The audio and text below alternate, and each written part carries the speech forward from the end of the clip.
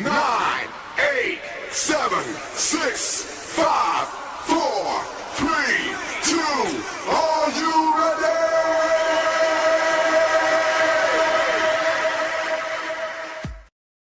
All right. Welcome to the Iron Sharpening Iron universe. Welcome to 2026. I'm so excited to be here with you. This is the first Iron Sharpening Iron show that we'll be having for this year. I know we had one in the beginning of the year, but that was more of a reunion for all the Hall of Famers that we have. But this is the first guest we're going to have in 2026. Am I excited to be here with you? I am your man, Big Jack Storytime. And for those who don't know where they're looking at, because this is not something that they've seen before, just know that we did change the brand on January 1st. So what used to be the Big Jack Storytime channel is now the Iron Sharpening Iron Universe channel. And I'm excited about this year and all the things that's going to happen. So thank you for being here with us. I got a wonderful guest scheduled for us today, and we're building a lineup for this year and not even including all the different shows and all the stuff that's going on with the Ask a Bee show that's 5 days a week, the Jukebox Journey, which is the on the weekends. Then we got the Coach's Corner, the Voices of Resilience, the Iron Sharpening Iron show, not including the Gentleman's Journal, the Ladies' Diary, the Battle of the Sexes, and the newest show that's getting ready to come out, which is the Grow and Glow Academy. For all of you out there who desire to be content creators, want to get started, and even host a show yourself, we're going to walk you step by step through that. So with all that being said, knowing we got all these things coming your way, I'm going to say, hey, give me a second, get my man up on the stage so we can kick this show off today. So give me 1 second, see if I can pull him up on the stage. Thank you.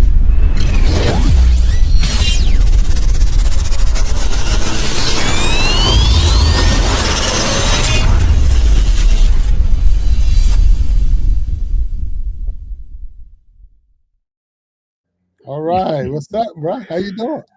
My man, what's happening, Big Jack? How you doing, sir? Man, I am excited. I mean, really, super excited, bro. I mean, really, it's 2026.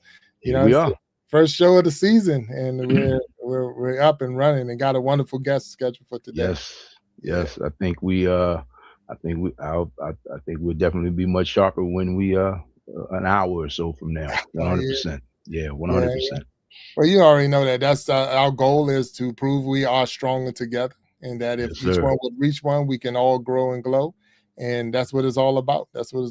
So I'm excited, and I'm glad that you're here. I'm glad that we was able to renew your contract for 2026. Yeah, man. I had my agent negotiate my contract. As most of you guys know, I do have an agent, and he negotiated double my salary. So double times nothing is here we are. So yeah, here we are. You know, so I just show up early for the free water and the and potato chips. You know, that's it. My man. Free water and potato chips. Glad to be here, bro. Hey, look, man, I wouldn't miss it. You know, glad to be on this ride with you and the team, and it would be and Mama Lions. I'm learning a lot. I have a great time, man, and you know, I've just continue to grow, which is what life is all about, man. So if you're not growing, you know, you're dying. So I guess, or however they say it. But I just always like to learn new things and move forward. Well, that's good. Wow. So I appreciate you. You get great guest, man. Great guest on here. So I really believe we're going to learn some things today. Right now, I'm looking in the chat. It looked like we got like 13 million people watching. So everybody, yeah, I'm checking that out. Everybody's worth a million to me. Everybody's worth a million, 100%. So 13 million out there, and I thank you all for being here, hanging out with us. So because we do have a wonderful guest, so we're going to bring her up on the stage. And if you give me a second to get her loaded up, and we're going to kick this show off. You ready? Let's get to it. Let's get to it.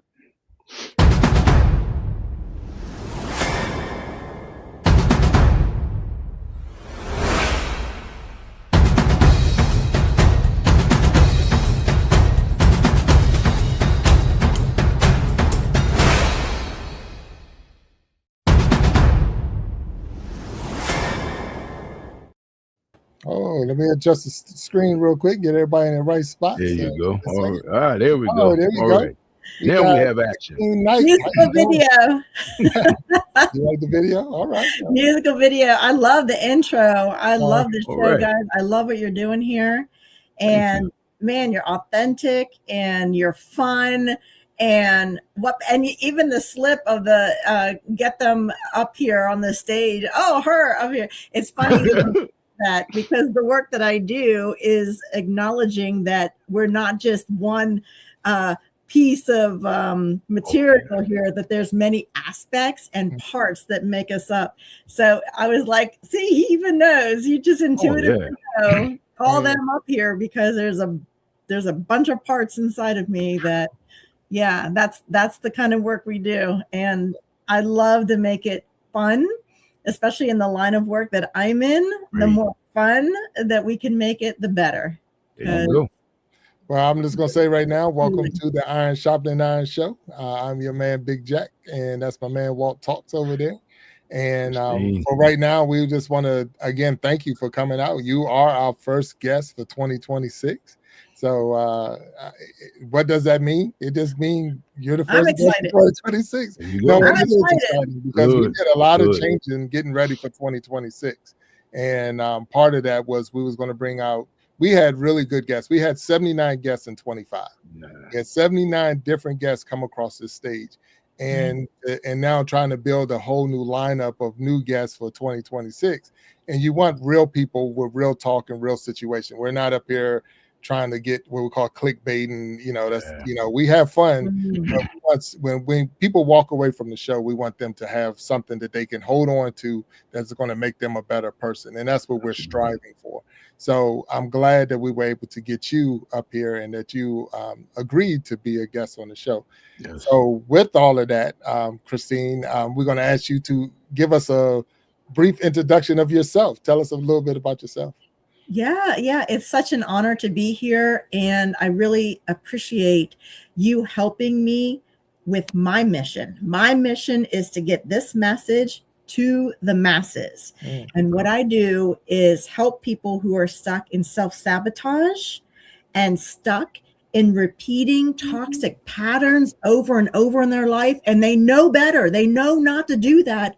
And they just do it anyway. And they don't know why. And they think that there's something wrong with them. And there's not. They're a human with a human electrical system and a human software package. And I teach them how to get in there and upgrade. So that's what we do. All right. So I'm seeing real quick. I'm sorry. And thank you. Somewhere in the chat, it was like they couldn't hear us. So I want to make sure that, can you hear us? Can you hear me, Walt? No problem. I can hear everyone fine. Can you hear me? Okay. I can hear you. All right. So I'm going to ask anyone in the chat right now if they can hear us, just to make sure that we get this out before we go any further. So Boss B said we can hear. So, okay. All right. So everybody can hear.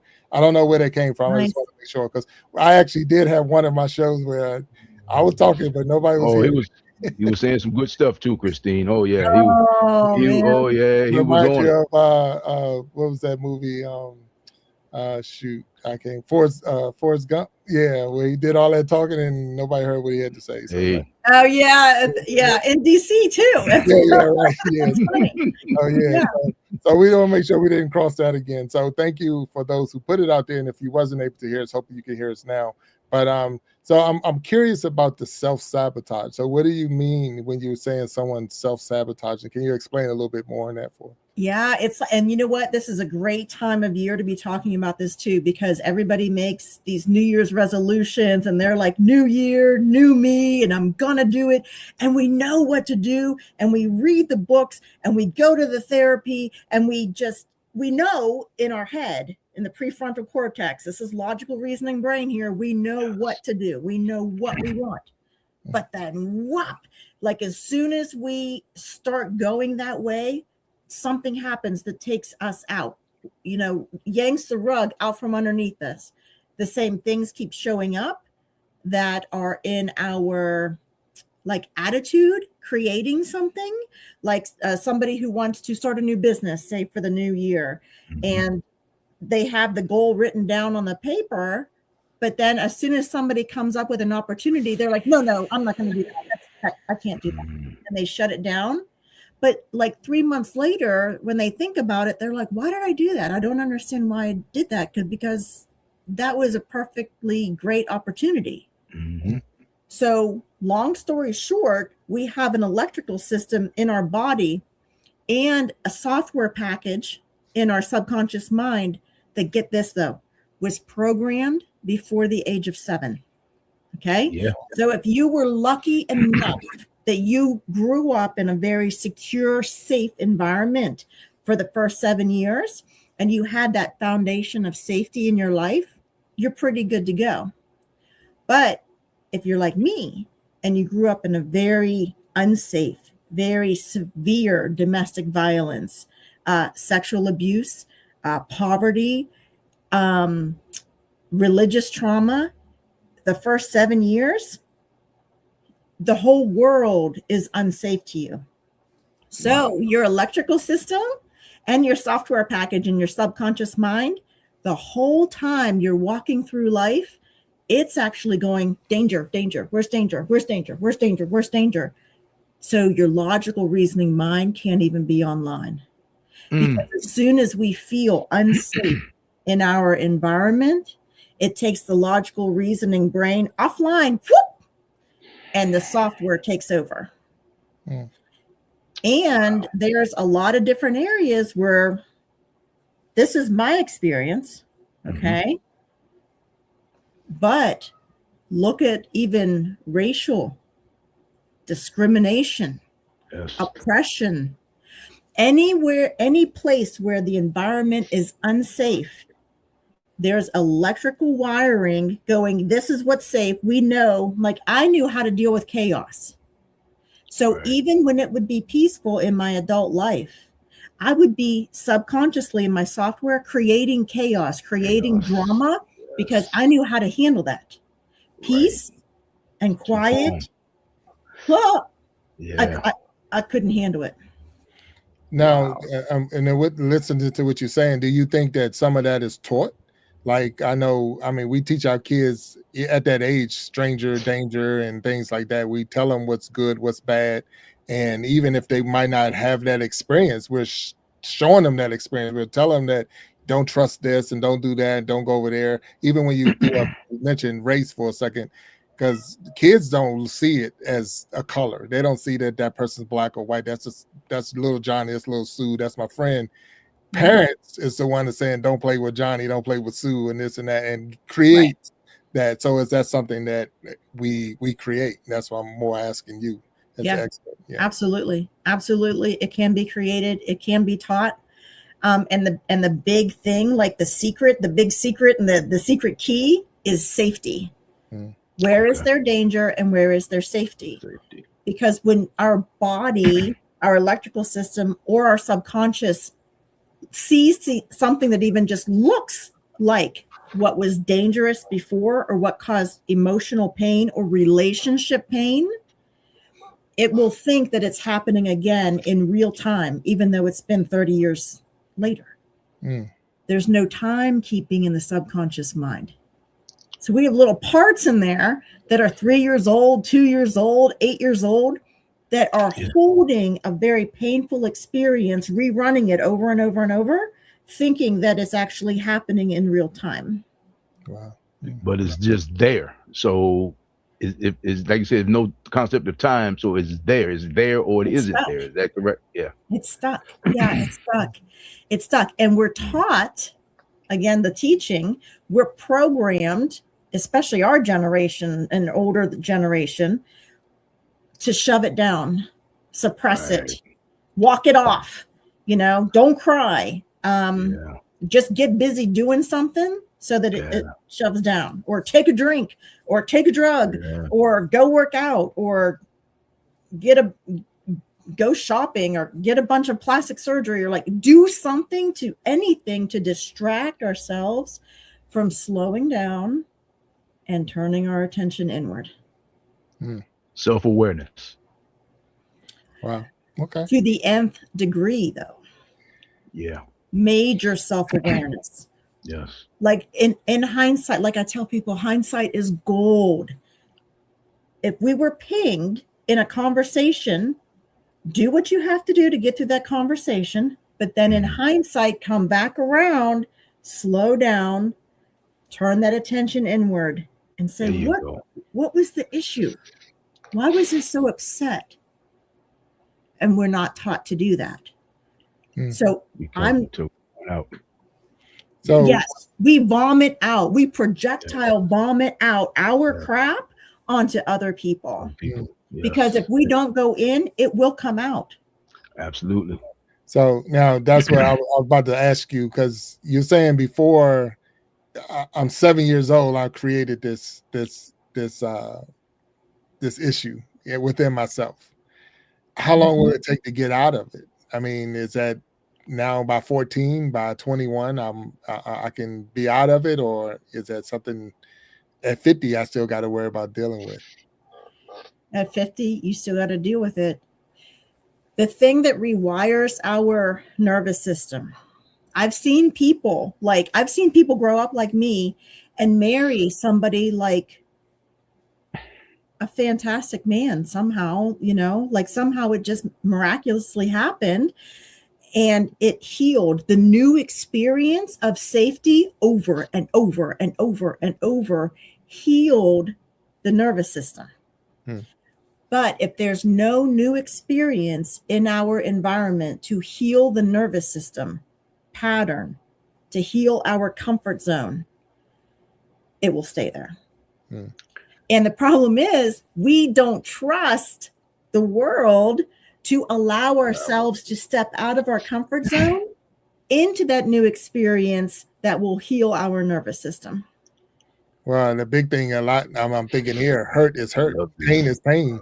So if I've been through pain, I'm not going to put myself in a situation to be in more pain. So I won't trust to step out and you can get over this, you can recover, but it's like, this is like you said, my comfort zone. And it's because I know what this feels like. I don't want to know what that feels like. So that's a fear that we put on uncertainty. Right. Yeah. So go ahead, Walt. So with that uncertainty, and not wanting to relive the fear, see, maybe I'm just a twisted soul, because for me, when something makes me feel weird, if I don't like something disturbs me, something bothers me, I need to find out why. If I don't like, if I don't like someone and don't even know that person, I need to find out why, because to me, I'm like, what is it about this person that mirrors me, that puts a mirror up to me, that is showing me something I don't like about myself? I'm just always been that way. So You've always been that way. So I've been that way since I was a kid. I mean, to the point it had to make sense. I need context. It has to make sense. And I mean, to the point, I didn't get like severely punished or anything, but I've been punished for talking back and asking questions a few times, or even through school, even in my adult life, being supervised. And I'm okay with, once I get an understanding of it and see your motives behind it, and I always say, if you're not going to be honest, at least be honest about your intention. So once I know your intent, I'm okay with it. And then sometimes it may be like, we just don't like each other, but I still need to know that, because it's like this person that I don't know or don't spend any time with, or who's not supporting me, why do I feel this way about this person? Maybe I just feel like they're a bad person, but do I feel like this is a part of me that I don't like, that this person is showing me? So when you say self-awareness to the nth degree, I'd like to get that out the way, because by the time I get to the point I don't like you, I have really given you a shot to show me differently. Now, when you talk safety, what gets me about safety is define safety, because it means different things to different people. Can you please define safety, safe for our audience? Well, it's amazing that you have that trait, and you've had that trait since you were a child, that everybody is your mirror, because that's a big deal. That's a really big deal, because that's where we're getting to. And the practice that I teach people, that's where I teach them, like, to get to that point, that everybody's a mirror and it comes back to you. I don't believe that there's people on the planet that there's not something in them. Like, there has to be a reason that I don't like them. or they have really bad intentions. But if they're standing in their core essence, okay, like divine connection is flowing through them, I can't imagine there would be a reason that we would not like each other. Exactly. But sometimes that person could just be an axe murderer. And I may not like axe murderers. They may be standing in their divine intervention to be an axe murderer. And maybe I just don't like axe murderers. But my point is, more times than not, there may be a quality that they exhibit when I really put myself through the test. There sometimes is a quality that they exhibit that I actively try to work on in myself. And the fact that they're not is basically a deal breaker for me, because I'm like, I'm not going to tolerate this from myself. I'm certainly not going to tolerate it from you. So, you know, that's how it is. And hey, look, I've lost some associates along the way, I've lost some friends along the way, but at least I know who I am, and I'm working on it every day, but at least I'm honest with you about who I am and what our expectations are. So once I manage my expectations of a person, I'm good, because I'm not expecting miracles from you anymore. I'm okay with that. I'm okay with that. Yeah. And I'm going to be clear about what I can do on my end. So yeah, so we might have to get a build on this one, Jack, because she's giving me some jewels here. He's sitting in therapy right now. I'm sitting in therapy, man. And it's about alignment. So I teach people use everybody as mirrors to get to know those parts of themselves inside themselves, which it sounds like you do, Walt. Yes. But the safety issue, like you were asking, like, what is safety? Safety. Do you hear my cat?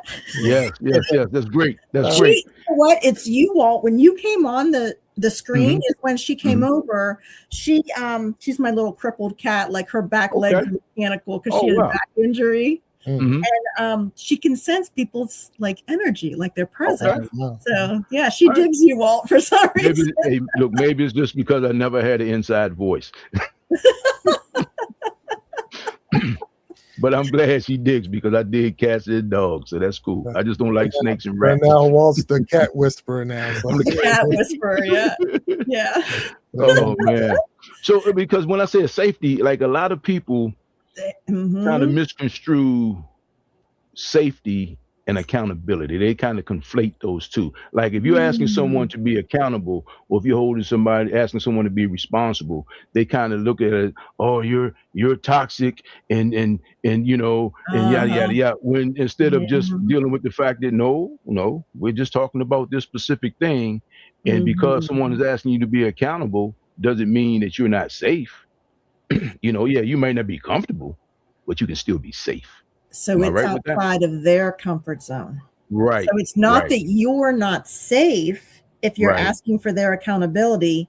It's that it's outside of their comfort zone that somebody calls them on that accountability. So their nervous system starts rattling. Okay. It starts going offline. Then their subconscious goes into survival mode. We got to get out of this. Blame him. Like I tell people, there's no healing here. When the finger's pointed this way, no healing, no growth. Like Walt, you were saying at the beginning of the show, you just all about like learning and growth. I just want to figure it out. I just want to figure it out, because our days are living, and I'm probably older than everybody on the set. And it's just like, you know, sometimes you look at yourself and you say, man, it's, you know, like people say, hey man, it's good to see you. I haven't seen you in a while. I'm like, hey man, in spite of myself, I'm still here. And then sometimes if you're really being honest with yourself, you sit back and say, man, how in the world did I make it this far being this stupid? You know? So it's just like, okay, but if your intentions are decent, you know, a lot of times things, for me anyway, they don't always work out. But at least if I've done the right thing for the right reason at the right time, I can live with that.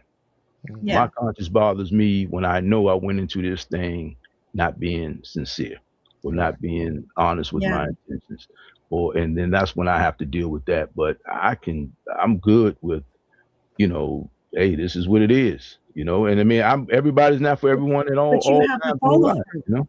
So picture this, Walt. Like I have the sincere intention that I want to be kind to people. Like in my prefrontal cortex, in my logical reasoning brain, I want to be kind to people. But as soon as somebody would do something or say something or come at me, especially a man. Like my triggers had to do with romantic relationships and men from my father. So as soon as they would be a certain way or exert any kind of like authority or leadership, it could have been intentional leadership for my well-being, I would wipe them out, like whop. So it would be like a complete shift. It was like Dr. Jekyll and Mr. Hyde, right? And this part of me in IFS, we call it the firefighter part. So it's reactionary. I'm a firefighter. It would come out and attack. So the rage that I had was so severe that that's what the psychologist was telling me couldn't be cured. So I tried to get help for all this stuff and I couldn't find help anywhere. And that's how I ended up on this journey, was because I helped myself. I healed my triggers and my toxic relationship patterns and my self-sabotage. And then I got trained in everything that worked for me. And now that's what I use to help other people. But it was like, I used to be the sweetest little girl, so sweet, like a welcome mat. I would do anything for anybody. And it brought me a lot of pain. So there was this reactionary part that would come out in certain circumstances that looked dangerous to my subconscious or to my electrical system, my nervous system. And the rage part would come out, or I would shut down, or I would disassociate, or I would people please. You know, there's manager parts too that are proactive and try to control our environment so we don't get triggered. So if that's the case, just to your point about who you were, how do we as your spouse, your mate, your kid, your friend, your employer, employee, how do we just walk on eggs and try not to make you upset? Absolutely not. Just leave you alone? That is a disservice. Or what do we do? I was just having this conversation the other day because people start yelling, oh, trauma, toxic, you're triggering me. I want to trigger you.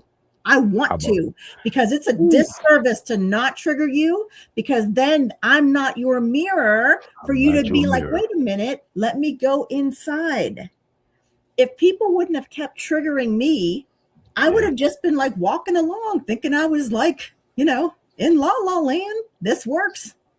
I was mean. I was like so sarcastic to people and would rip through like the Bible says something about like the tongue being like a two-edged sword. Yeah. Horrible. Yeah. Horrible. So now here's the thing though, Christina, because you threw it out there and I got to ask, there are some people who knows those buttons.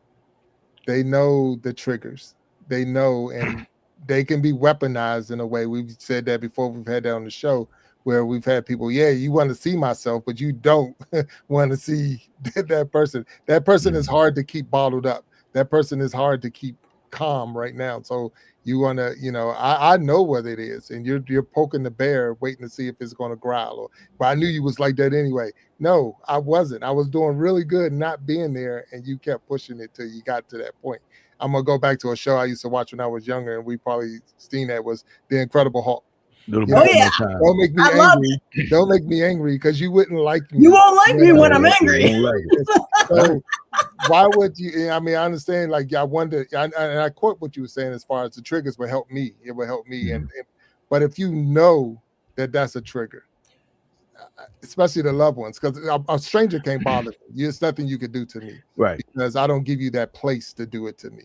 But the family member, that close one, the wife, the parents, the children, they know, and for them to know that button is like, oh, watch what he do when I do this, and all of a sudden I blow my top, and they're like, well, see, I knew it was going to happen.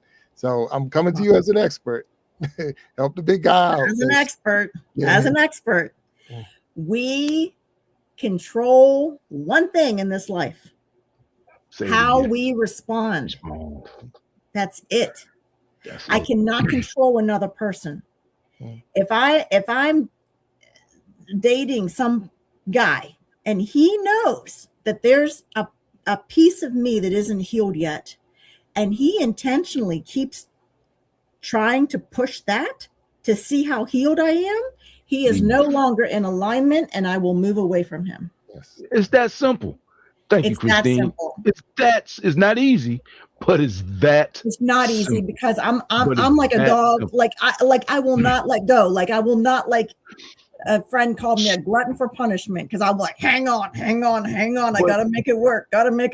No, you don't. But to his point and your point, and back to what I was saying also, it kind of wraps it all. It kind of includes all that, because if I'm sitting here talking to you and we are married, dating, depending on whatever the case is, and we're not having an honest discussion about who we are, eventually it's going to show.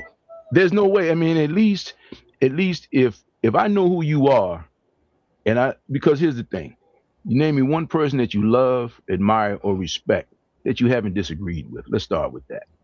Because you don't know a person until you disagree with them, right? And that's what I'm saying. You don't know 100%. But once you disagree with that person and you understand that you guys stand, you may be polar opposites, but polar opposites is what makes the light come on, a negative and a positive, right? So, and then not even all the time. Sometimes they're interchangeable. But if at least you know exactly where you stand. I mean, that relationship, that friendship has been tested. And I'm not saying it for the sake of being contrarian. I'm just saying, like for you to sit here or for me to sit here and act like that's not a thing. And then because it's all new, and then 6 months, a year later, and then all of a sudden it's a problem. If you're a person that feels that way, you're going to come up with, well, it wasn't a problem before. So now I'm changed and I'm the bad guy, when it's just, no, finally, I just can't deal with this anymore. If I had been honest with you up front, maybe we could have addressed it, but a lot of people don't.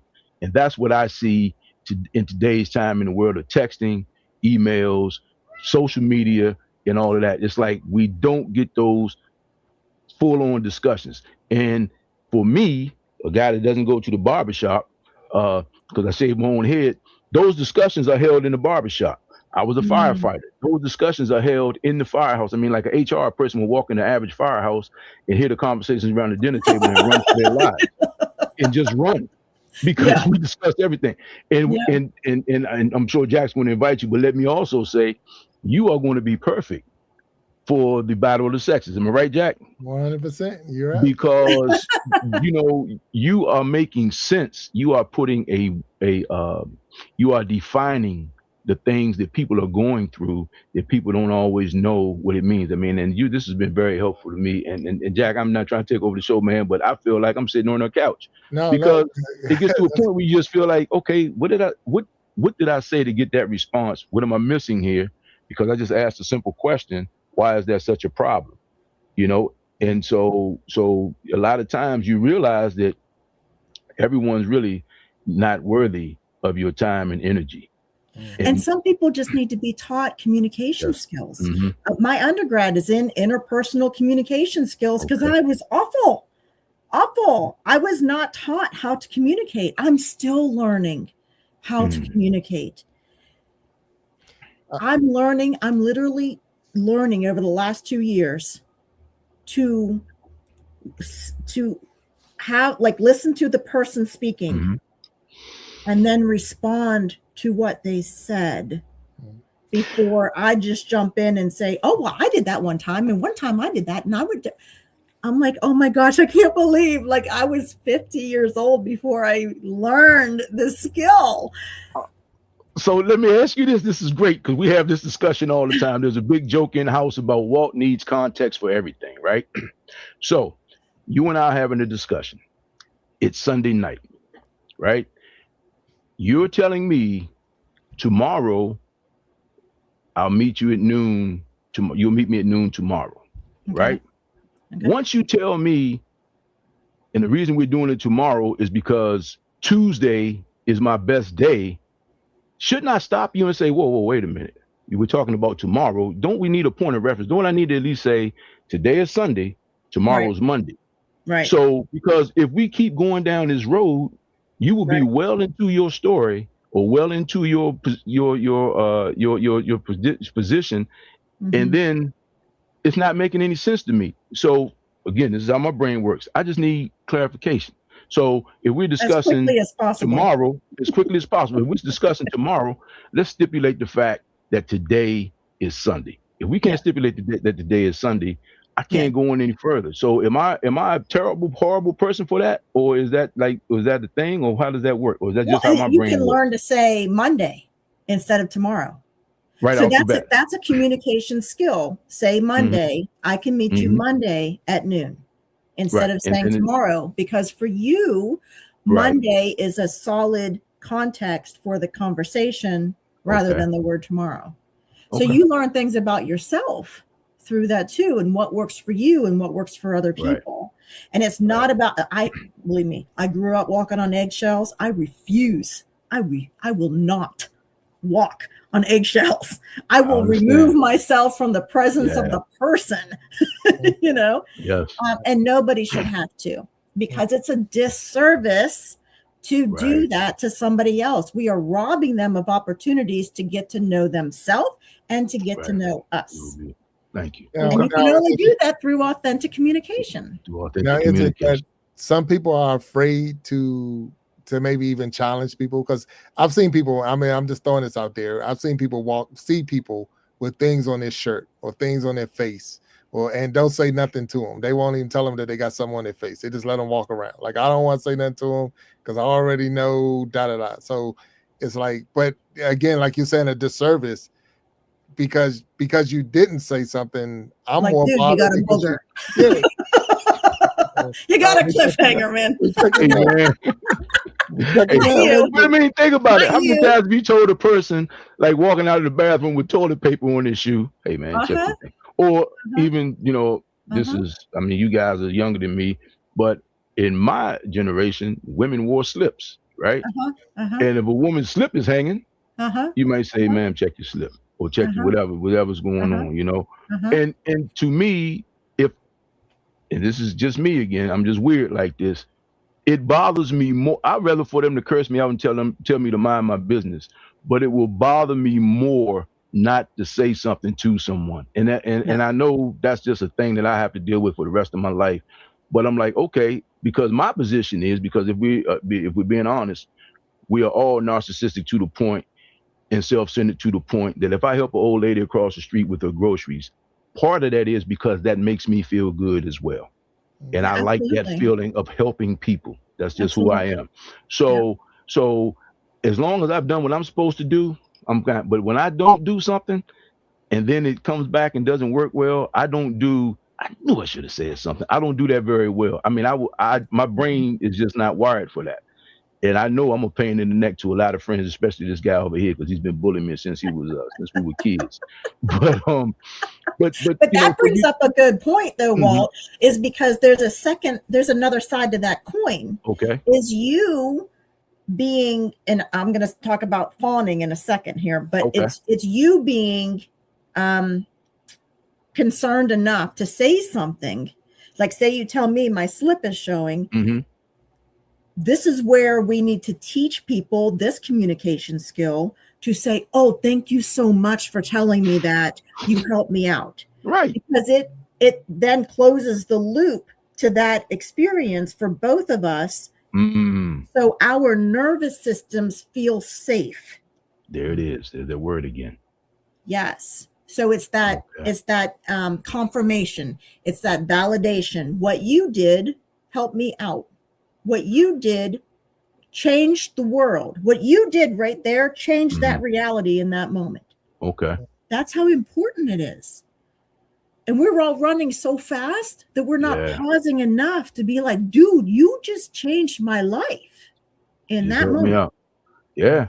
I mean, it's like, hey, thank you. Yeah. It's just like, I don't know. I mean, I was a firefighter. I just like to help people. You help people that you don't know. You show up and do things. But I'm just like, when people tell me, man, won't you just mind your business before somebody kills you? I'm like, bro, you didn't see? I'm the only person that saw this elephant over here in the corner taking the crap, if excuse my expression. Yeah. Nobody else saw that. So now we're going to all sit here and see something, and we're going to all act like we didn't see it. And then when you come out of the meeting or you come out of the space, everybody's like, yeah, I saw that. Wasn't that funny? No, it wasn't funny because it wouldn't be funny if it happened to you. Yeah, absolutely. Yeah. So, yeah. So there's a nervous system response. So we have fear. It's all it's from fear. It's so from we fear, have right? fight. Right. So when our nervous system is activated, it's triggered. Something looks dangerous. That doesn't mean it is dangerous. Right. It looks dangerous to the programming that's in the electrical system. In response to that danger, there's fight, flight, like get the heck out of there, freeze, we just shut down, or fawn. That's a new one. It's I haven't heard that one. Around 10 years it's been coming out, but there's some really good books on it lately. Some really good doctors have been doing some good research on it. And basically it's appeasing people pleasing, not saying, hey, you have mustard on your chin, because the nervous system is terrified of what the reaction, the uncertainty of the reaction of the other person will be. So they're nervous, and women, man, society has programmed us to fawn. It is time for us to stand up and say, yo, dude, you got mustard on your chin. Yeah. Whoa. We'll have to call time out on this one, though. You can just do like that. You can just do like that. Yeah. You can just do like that. Yes. Christine, I'm going to call time out because of the fact that Here we go. men, if anything, was fawning for a long time then. Because it's your Educate wife. me. It's your wife that will come to you and say, how I look in this dress. Whoa, easy. No. Easy. This is a different topic. Hey, man. Hey, pineapples, man. Different topic. Okay, I want to make sure we're on the right page. Man. What's a good word for this? Scared. This is the marriage package of the software. Oh, yeah. There's a comedian, because you Jeff don't really Foxworthy. There's a comedian, Jeff Foxworthy, and he used to say, I don't care if she's knocking lamps off the table. He say, baby, you looking good, baby. You ain't getting no raise. Yeah, you looking good. That's right. This is not the time to say if you gotta ask. This is not the time to say if you gotta ask. Well, you already know it's not the time to say that. Yeah, like define women. Yeah, good. Women. Yeah. Like I'm like, why are women asking these questions? I can look at myself in the mirror and see I gained 20 pounds. I can see that. Well, the mirror does lie to you. It does lie. I mean, out of COVID, out of COVID. Wait a minute. When I look in the mirror, Big Jack's not that big. When I see myself on film, I'm like, wow, Big Jack, you done got big. So So and now the camera don't add 20 pounds. But you don't have a nickname like Big Jack because being a big guy upsets you. You see what I mean? That's the difference. So you're comfortable in your space. You know what I mean? You're comfortable. I mean, we all, hey, look, man, everybody, especially with my age, Jack, and even in your age, you know, you go to the doctor, the first thing he tells you, hey, man, look, you need to lose 10 pounds. I mean, that's like standard. Even if he's sitting there 3 times bigger than you, he'll tell you need to lose 10 pounds. Right. But what Christine is saying, she's just like, yeah, why do you ask that question? It's like, and then you put that pressure. It's like when you ask your kids, do you think I'm crazy? It's like, I'm not answering that question. You sitting over here standing over me being irrational. I'm not going to answer that. I mean, it's like it's a setup. Do I look crazy to you? Yes, exactly. Yes, you do. You know. But see, I want to ask real quick, because I see you got an alphabet behind your name. So Christine Knight is who you are, and all these letters going on behind your name. So can you help us with the letters? Can you break the letters down for us so we know what? You know, what do we got here? Because there's a lot of letters that aren't here. So, I grew up with a lot of with abuse. Okay, and I thought that I could just go and the past wouldn't affect me, and I did pretty good. Like I was a little insane, a little bit, and treated my husband a little bit not good. Like I would never apologize. I don't think I once ever apologized to him, ever. And when he said to me, you never apologize, I was so cocky. I was so in denial, burying all of my pain, that said, when I have something to apologize for, I'll apologize for it. Did you say Like, you were sorry? Never say I'm sorry. Women just don't say I was wrong and I'm sorry. I'm now apologizing. I'm like the first one. I was wrong. Whoops, I messed up. My bad. In the Skool platform, I just did it. I messed up with with a chain of comments, and I read it wrong. And I was like, whoops, my bad. That was me. But again, those are new experiences that we have to do over and over. And any chance I have now, I will do it and show people, like, it's okay to be wrong. It's okay to say my bad. I read it wrong, or I misunderstood. It's okay. And the more that we do that, the more that we make it safe for the other person to also do it. So the techniques, a lot of techniques didn't work for me with the kind of core wounds that I had from growing up with a lot of physical violence. But the techniques that did work for me, I got trained in, I got certified in. I started working with clients, and I doubled down on it. If I had clients where I couldn't help them, I would go get the training to help them, even if it was more than what I had needed, because I just wanted to help. But it, like you were saying before, Walt, like, it was selfish too, because the more that I helped them heal, the more that they helped me heal. The more that I helped them, the more they helped me. And it was like this reciprocal healing, like energy, divine, miraculous something going on. So, and I did have like the parts inside, the people pleaser part, the not enough part, I'm not good enough, I need more credibility, I need more letters, I need more, I need more. Had that, I would already have PhD after my name had I not healed that core wound. I felt that I had to be perfect to be lovable, to be lovable. That's why I couldn't apologize, because if I admitted I was wrong, it would mean to that core wound inside of me that the person couldn't love me because I wasn't perfect. But the irony to the whole thing is, like, as men, we always joke about men, we always call each other soft, man, soft, 2 F's, 2 T's, right? You're soft. And then I have a joke, not even a joke, but I always say, when people call a buddy soft, and I'll be like, look, man, it takes a real tough man to be that soft. It takes a really tough guy to be that soft. And we say it in a joking manner, but it's true, because here's the thing. It's kind of like if I dye my hair black, I've dyed my hair. So when you're wrong and you're not apologizing, the person that is adversely affected, they know that you're wrong.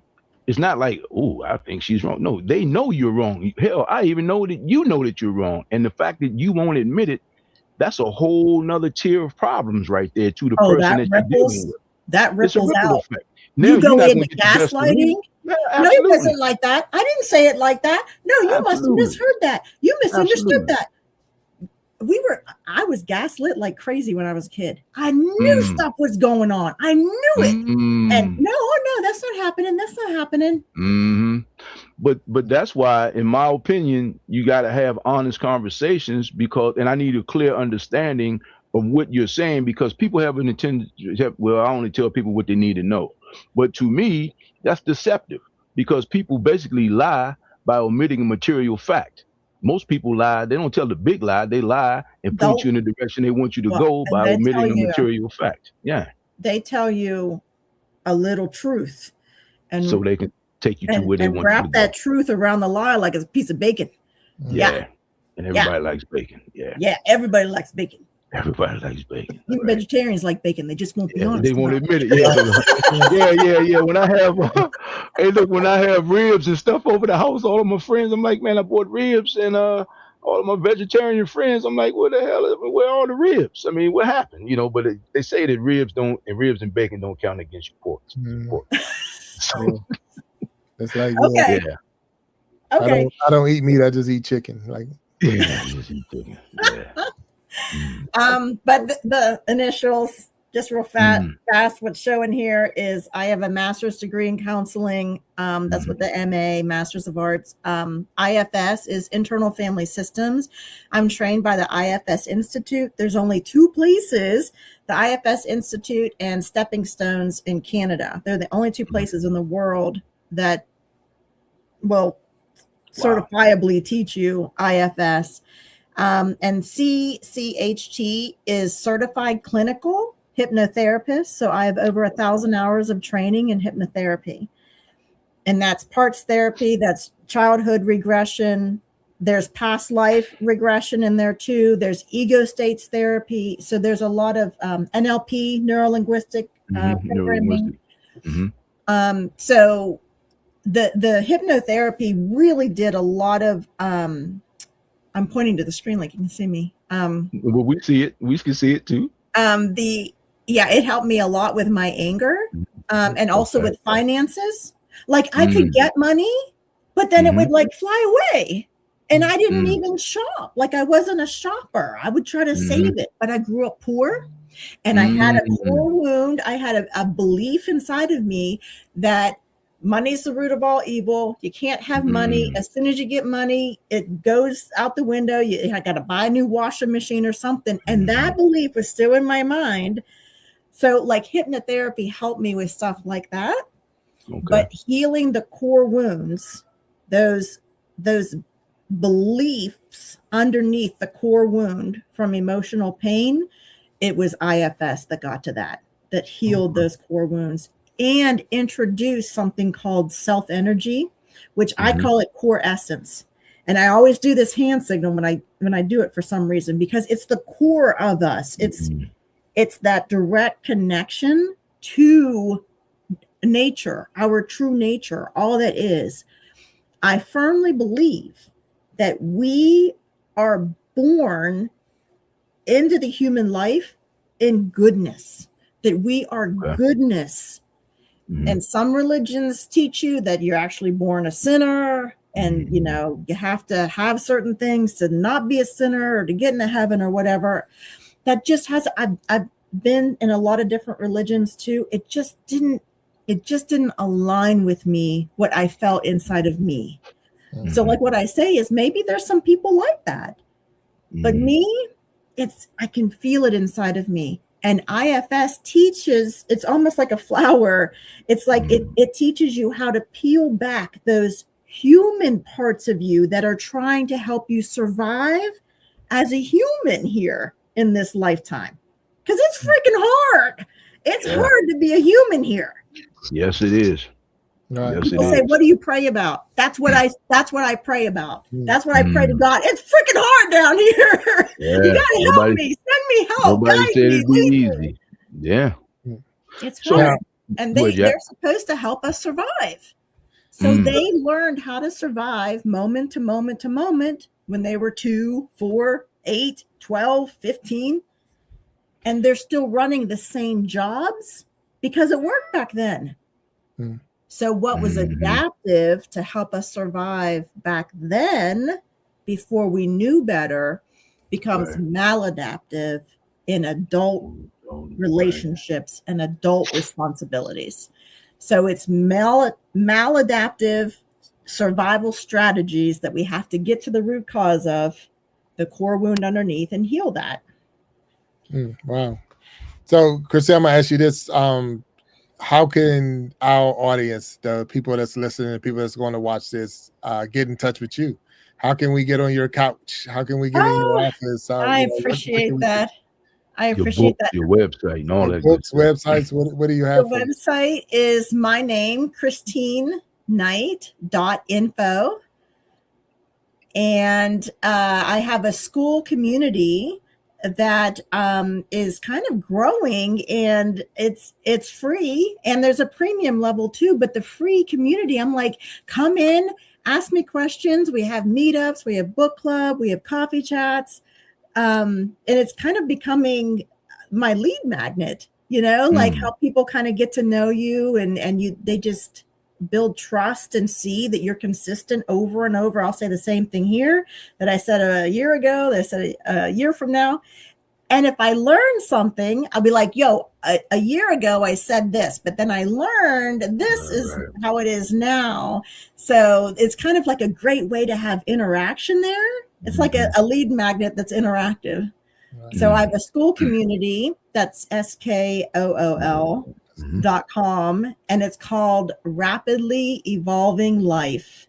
Wow. Yeah, we have it in the chat now. So in the chat, we got your site. And I know you're on YouTube as well. You have a YouTube channel, correct? I'm on YouTube, and all that's on YouTube is my guest appearances on podcasts and my online class that I did live classes and recorded them.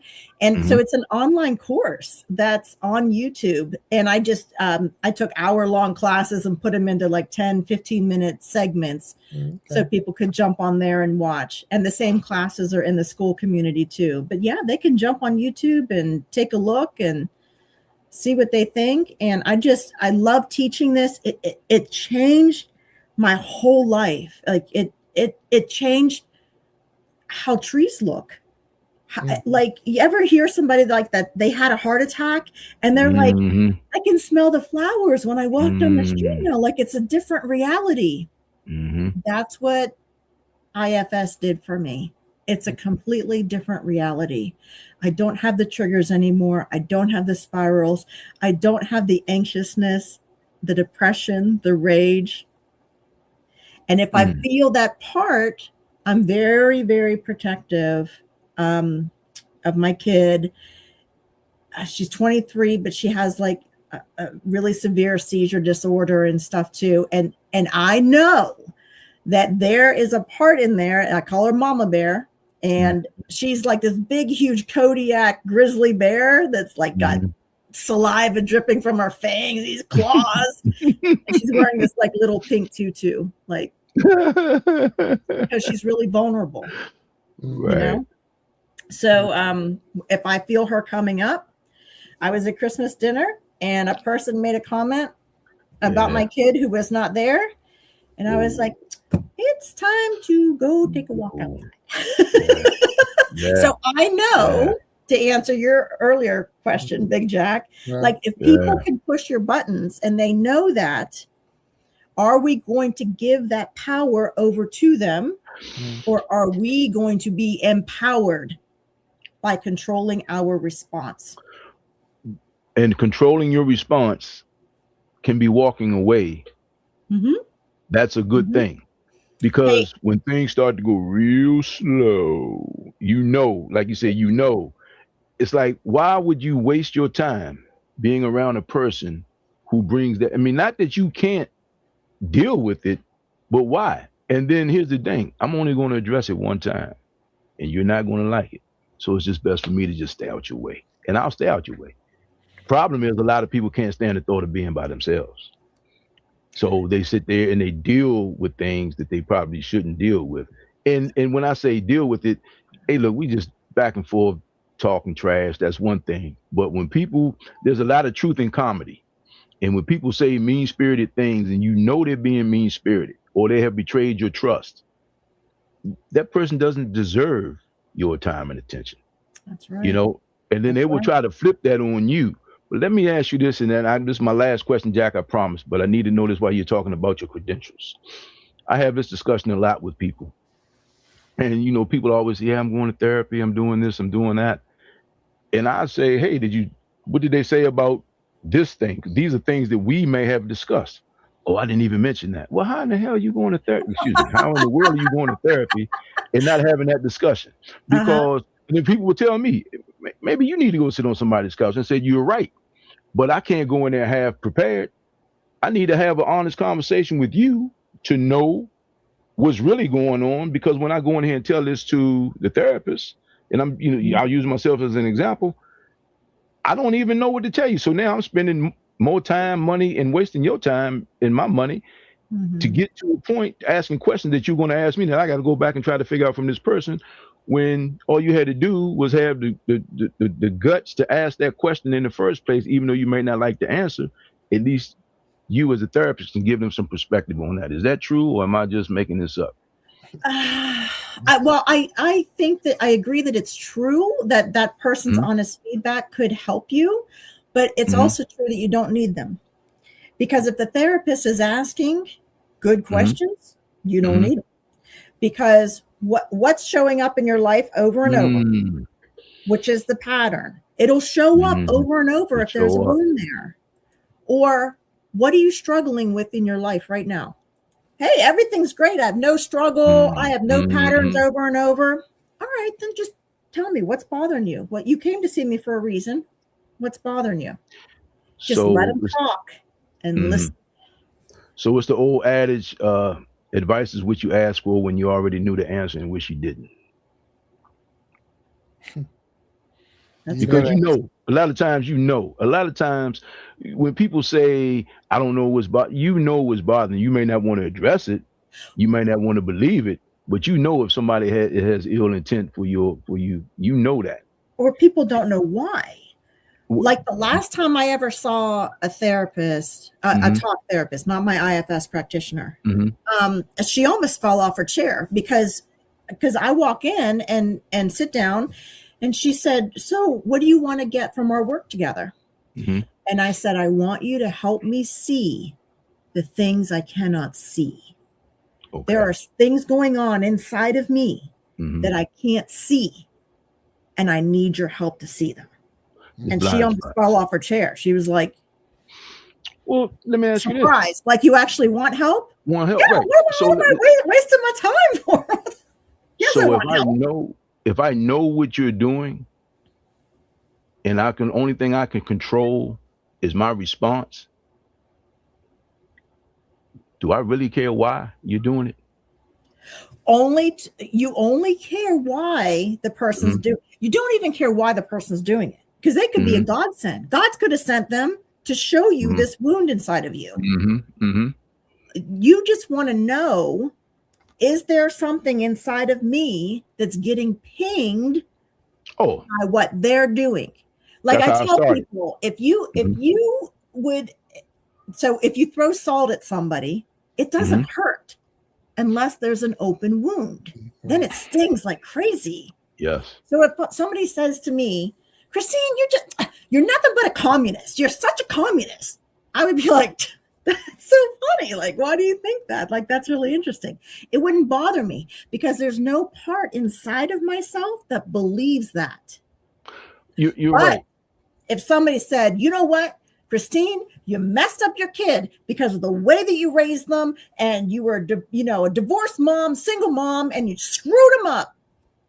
Ooh, like there's an open wound there. Like, crap. But you know, it what helps me, like people go crazy in traffic, right? Road rage, yada yada yada yada yada. I But I used to. also ride a motorcycle, right? I also ride a motorcycle. Ooh, yeah. So, and I've been across country going back in May.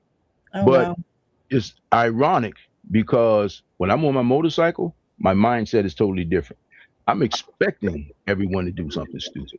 I can see a person on their cell phone not a mile away, but from quite a distance. Things that I may not even notice in a car, I'm looking for on a motorcycle because that my life depends on it. And when you cut me off in traffic, if I'm in your blind spot, that's on me as a cyclist. I'm not supposed to be in your blind spot. So for me, it's like when people respond to these things, it's like it's not that they cut you off in traffic. It's what your brain tells you. Your brain tells you that this is what it represents. You're a chump. You're a sucker. Whatever the case is, You're because that invisible. person, You you're don't invisible. matter.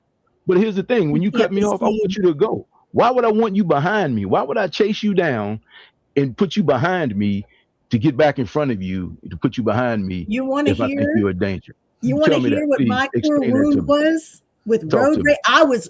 I had road rage. Like I have chased people down and pulled them out of their car. Okay. Like I'm Oh telling man, you, I really? was Oh my a God. rageful person. Okay. Mm-hmm. I was like 20 years old when I did that. Mm-hmm. I had a lot of rage. Oh man. Oh, I had a lot. They were scared of me. I don't even know how I survived. Like talks about doing stupid stuff. Like Mm-hmm. but I still was struggling with it, going through my healing and through my emotional healing. It was one of the things that I was like, why is this still happening? What, I'm healed. Why is this? It kept showing up because there was still something there. When I sat with it long enough, and I had my practitioner there, seeing the parts, like naming it back to me, helping me witness it, making that safe container. The more safe the container is, the more will open up and start to kind of come out. Right. So that's why having a practitioner helps a lot of times, especially for the deep buried stuff. Well, it came out. It's amazing that things so big in our mind, whenever we say them, they seem like they're not that big. But it was when somebody pulled out in front of me, I was invisible. I didn't matter, and I was helpless because nothing that I could do would make me visible to them. Even if they had to go home and go to the restroom.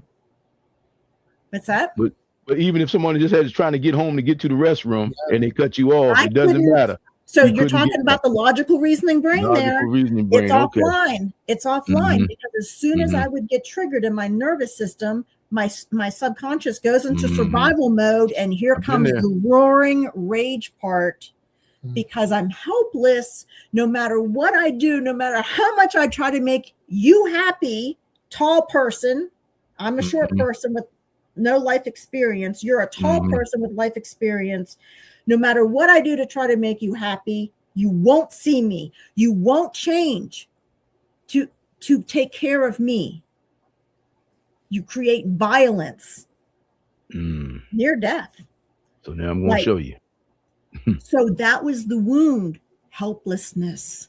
Wow. Being invisible. When I healed that wound, no more road rage. Literally the next day, no more road rage. Wow. The next day. Well, look, Christine, this is amazing, and we have already passed our hour mark. So I'm so sorry. I just get talking about this. No, I'm sorry. Thank you so much, Christine, because you made a lot of sense to me. So thank you. No, and this is what the show is all about. This is the Iron Sharpening Iron show, and we wanted you to talk. We wanted you to open up those doors and like say, bring your blade out and cross aisles so we can be a better person when it's all said and done. All of us. I know we've only scratched the surface, but we'll have you back for sure. We got so many different, the Ladies' Diary and the Battle of the Sexes, and even the Iron Sharpening Iron show. Again, there's nothing saying that we can't have a guest on more than one time. You know, I have to talk to the host of the show. Oh, that's me. Yeah, nothing saying. You.